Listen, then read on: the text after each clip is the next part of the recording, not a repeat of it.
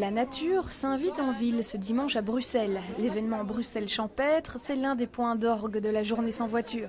Histoire de reconnecter avec certaines valeurs et certaines sensations.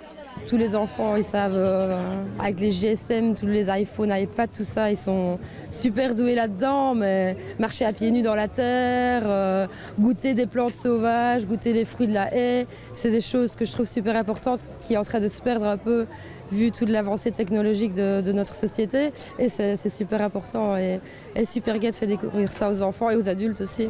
Mais entre les stands de bonne chère, d'agriculture locale ou de fruits et légumes biologiques, on trouve tout de même un véhicule sur lequel les visiteurs s'en donnent à cœur joie. On se rend compte que les nouvelles générations aujourd'hui ne sont plus intéressées à acheter une voiture. Ils réalisent qu'ils s'en servent finalement assez peu. Donc là, c'est 3 à 5% du temps de vie de la voiture.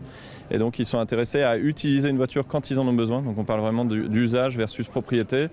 On est convaincu que dans les années qui viennent, dans des villes comme Bruxelles, Paris, Londres, Hambourg, où nous sommes aussi présents, les citadins n'achèteront plus de voitures, mais continueront d'avoir besoin de voitures. Ils utiliseront ces voitures partagées. Dans les allées du Parc Royal, les nombreux visiteurs prennent du bon temps. On flâne, on déguste. En réalité, on savoure juste le fait d'être là. C'est comment la Bruxelles Champêtre? C'est chouette. Pourquoi? Parce qu'il n'y a déjà pas de voiture et en plus il y a de la musique partout, c'est chouette.